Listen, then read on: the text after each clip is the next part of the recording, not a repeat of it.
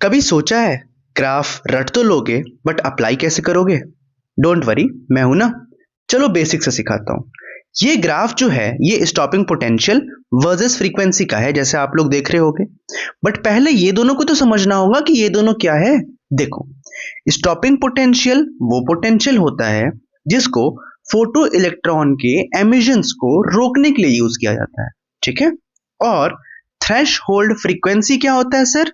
इसे minimum frequency कहते हैं, जिसके नीचे अगर आप फ्रीक्वेंसी दोगे तो फोटो इलेक्ट्रॉन्स नहीं निकलेंगे।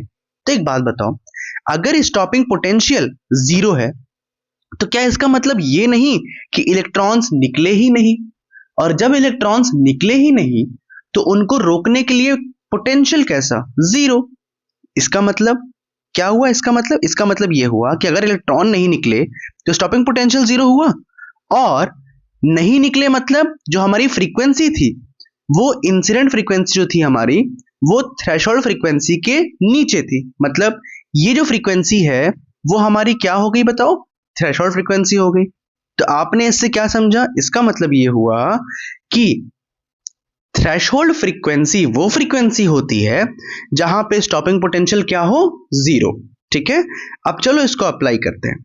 मेटल क्यू के लिए देखो, अगर ये हमारा मेटल क्यू है, इसके लिए फ्रीक्वेंसी कितनी है? 1.0। पी के लिए कितनी है? 0.1। कब? ये दोनों वैल्यू कब की वैल्यू है? जब स्टॉपिंग पोटेंशियल 0 रहा होगा तभी की तो वैल्यू है।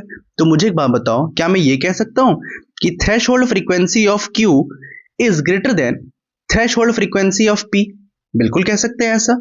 अगर ऐसा है तो हमसे दो चीज पूछा है सवाल में, एक फ्रीक्वेंसी और एक वेवलेंथ। तो फ्रीक्वेंसी का तो आंसर मैंने दे दिया कि थ्रेशोल्ड फ्रीक्वेंसी क्यू का ज्यादा होगा पी से।